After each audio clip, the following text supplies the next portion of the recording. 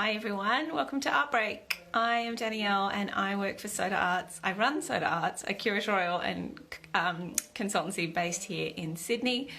And I'd like to start by acknowledging that I'm making this call on the unceded lands of the Gadigal and Wangal peoples of the Eora Nation, and to pay my respects to elders past, present and emerging, and to acknowledge that our Indigenous artists are our first artists. So today I am being joined by the prolific artist, curator, writer, gardener, thinker, potter, Glenn Barkley. So please just bear with me while I bring him up. On my side. Hello. Hello. Hello, welcome. Thank you for joining. I acknowledge the traditional owners too. I'm in Brookvale, so I don't want to say the wrong thing, but yeah, if I could acknowledge the traditional owners and those elders past and present. Thank you. Thank you. So, Glenn, for people that may not be familiar with your work, I was going to do a short introduction to you, which you're a man who does many things. So it's actually quite hard to summarize you, but you're a practicing artist, curator, writer, and because of this, you occupy so many different roles in the art world. But as a little bit of background, until 2014, you were the senior curator at the... Oh, hello. Sorry. I don't know how I made it stop. Oh.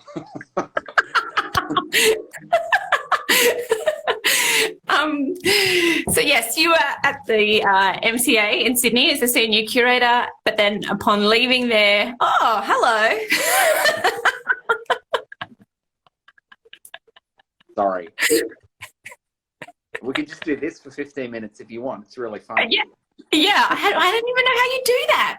I don't even know that function. Down the bottom. Yeah. Oh, okay. So yes, you left the MCA, you started the curators department. You're making my job really hard. Sorry. You started curators department, you also started killing it, and then not long afterwards you turned to making. You have a very distinct visual language in your work, and I think you describe your work as these visual composts, and they're very much influenced by the history of ceramics, popular culture, the garden, your extensive art knowledge, and what you call the never-ending digital death spiral of the internet. But for anyone that's seen them, they're full of wit and humour, they're incredibly labour-intensive, they're detailed, conceptually very layered. And actually, when I was reading in preparation for this, someone described your work, and I thought it was so beautiful. They said that you make art about pottery, and in a way, I thought that's a really lovely way of saying that pottery then is your visual language as an artist, and it also frees you up from being confined to those very traditional conventions of pottery making, because and I think that's a really important but subtle distinction about where your work sits in the contemporary art landscape, and also opens up to, you know, who knows what the future may hold in terms of your practice and where it goes. It's like I'm just getting so old that when I'm in the studio, I'm not really thinking. It's like, God, I hope I can make it. And my hands ache and my body aches and I don't know what I'm doing most of the time. And now these glasses are really terrible. And so, yeah, that's a really lovely introduction. I really appreciate it. But that is good. Yeah, I suppose I'm not that big an idiot. I sort of do have some sense of what I'm doing, but... You do, and actually, in one of the very, very first conversations that you and I ever had, you said to me, I may have only been actually making art for the last number of years, but I've been looking very closely at things for a very long time.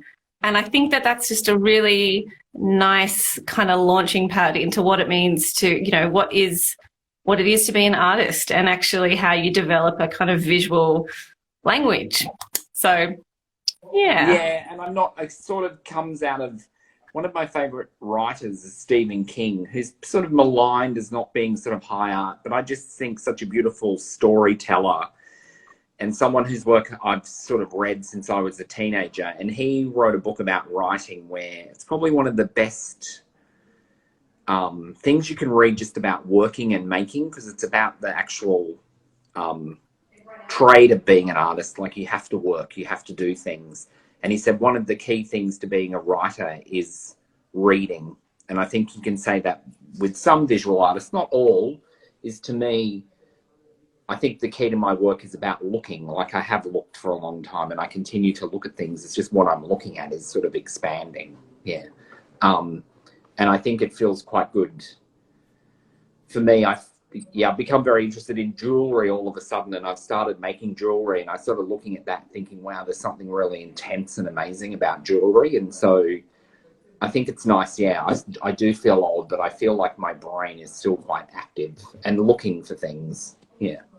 Yes. You know, I was watching this thing last night about how this metal detectorist found this jewel under the ground, and like it was sort of from the 15th century, and it was all made out of gold, and it's called a cluster brooch. They're incredibly rare, and they were made for and by wealthy people, and someone was at some hunt and they've dropped it in the dirt, and then no one's found it for 500 years. It's sort of like, I think if you can make art like that, that would be a good thing to aim for. I once described my work as like someone did a shit and they found $2 in it. Which would be sort of weird, wouldn't it? Maybe more than $2. Well, weird maybe if you were $2 looking for the $2. Maybe not $2 made out of 18-karat gold, maybe? Yeah, $2 is fine. It's shiny. It's fake gold. Yeah. That's like, I've been doing jewelry, and last week I've been working at the Bench in Sydney. So a shout out to the Bench, which is an amazing facility in Green Square. And Aaron, who runs the courses there, has just bought this mill, and I just said, can I run some money through it? Because I just wanted to see what would happen. And it just goes flat. I ran a 10-cent piece through. I thought it would be like a big, long lyrebird, but it turns out it just turned into a flat bit of metal. Are you going to incorporate that somehow? Make a No, I've relief? actually got a really great big 10-cent piece stamp that I've been using, because I think 5-cent pieces are apparently about to be phased out. So the 10-cent piece is next, which is sort of like, you know, the black sheep of the coin family, the 10-cent. So he's not quite at the bottom. He's nowhere near the top. He's a bit of a loser. So I think we need to celebrate the 10-cent piece. And we're like, what are we talking about? Well, perhaps you could talk about what you're working on at the moment. One of your many, I know you're doing many different things, but what's one particular project? I'm going to flash up. Look, I'm actually here. I don't know, can you see I'm at Jamadi's studio? I'm working with Jamadi, and he just made an amazing lunch. I'm working with him on a project I can't talk about too much. As a curator, I'm working with Holly Williams, who's my associate from the curators department. So we're doing something with him. I'm constantly working. I've decided, to get rich this year. I've decided to go in art prizes. So that's been quite an amazing process, because it's not something I thought I'd be interested in, but I'm going in a prize, the Inner West, this sort of Inner West art prize, which is really amazing. It's about Cook's River. And I've started doing all this research into Tempe, where when you say to people you're doing a work about Tempe, they think of the tip straight away. But Tempe is actually named after the Vale of Tempe, which is a valley in Greece, which was forged by Poseidon. So such an amazing title for a suburb that most people drive through. I don't know anyone that lives in Tempe. I'm sure if there's anyone out there listening, you could send like a thumbs up for Tempe. But Tempe House, which is there, it's quite utopian. And I've started to make this work about Tempe, which has ticked off all these other things. So I'm assuming I'm not going to win the prize, but it's sort of led to a new body of work. And then I'm working on a show in the Shoalhaven that someone's curating. which is about extreme weather. So I have a place in Berry, and we were there over summer with the fires. So we sort of, I mean, Berry's was sort of on the cusp of the fires, but just that sort of terror of sort of watching it come towards us and thinking about what that means. And my family are further south in Sussex Inlet and Mollymook and also in Conjola. So people were around. So it's quite a terrifying sort of season. So I've started to make some work that sort of responds to that. And then I've got a show in New Zealand with Yana Miller's gallery in Wellington, and then a show next year in Miami, and then a show with Sullivan and Strumpf in Sydney. So there's plenty to do. Yeah. Oh, and I'm writing a book. Oh, that's writing a book with Thames and Hudson, which is a global history of ceramics. So that'll be wow. Yeah, it's interesting that that's your afterthought. So yeah. Wow, that's amazing. How long has that been on the cards for?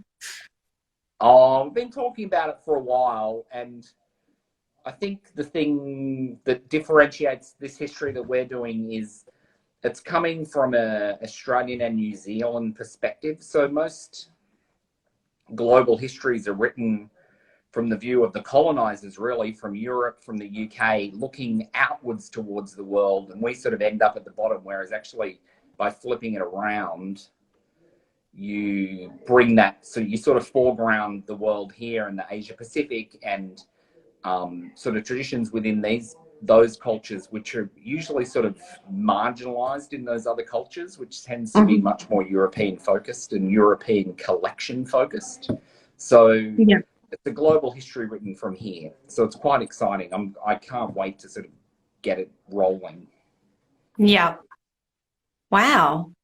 Well, okay, because we're nearly out of time, what is what project would you, if you would reflect on your career, both as an artist, as a curator, is there a project that stands out for you?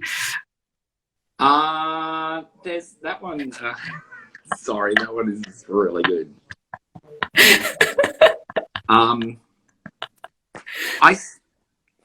mean, I was lucky to work at the MCA and work with really amazing artists, and every show was slightly different, and every show was a slightly different way of curating. So probably some of the things like string theory that I did, which was Indigenous fibre practice, I'm really sort of proud of doing. The show that I did with Ken Whiston, a big retrospective that was at the MCA, I'm really proud to have done as well, because I think Ken was an artist who had inspired me since I was an art student. So to actually work with him was amazing. I think like most people and most artists and most curators, it's what you're doing right now that's sort of compelling and seems like the most interesting thing. So like writing a book is amazing, but being in the studio every day making things, and if something happens, it's like that's the best thing that's ever happened. Like what happened yesterday, it sort of makes you get up for tomorrow, you know? Yeah. Because tomorrow is going to be better. So sort of what's happening right now is the best thing. Yeah. Even with COVID and everything, you know, like we're going to come out of it. And it's sort of fascinating. Like I had a haircut today, and hearing the barber tell me about what was happening during COVID, it's quite interesting. The world's amazing. I think, just got to go and walk around. Well, following on from that, why do you, like, just the question that I always ask everyone at the end is, why do you think art matters? It's something you've dedicated your life to, both as an writer, curator, maker. Well, it's funny. There's a personal thing.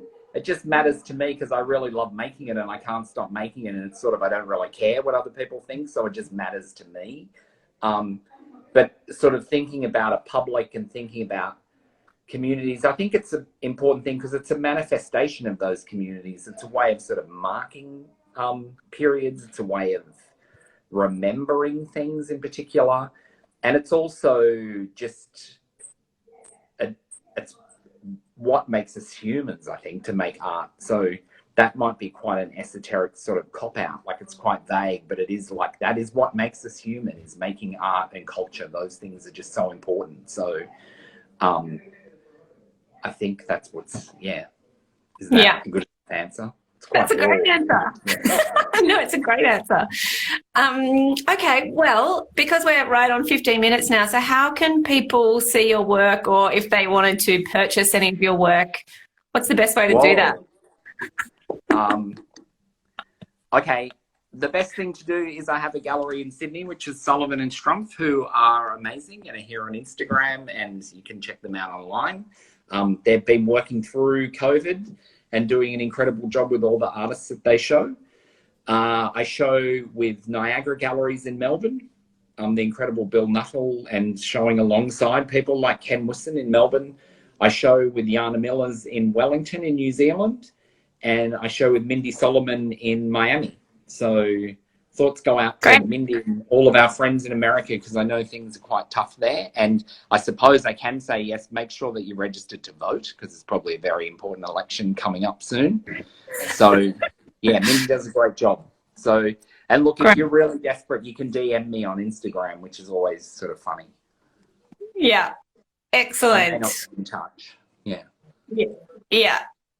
Well, thank you, Glenn. Thank you for... No worries. I'm in Manly. Can you see? Yeah. So good here. Yeah. This is traveling now. Mary Bower. Okay. Thanks so much, Glenn. We'll see you soon. Bye. Okay. Bye.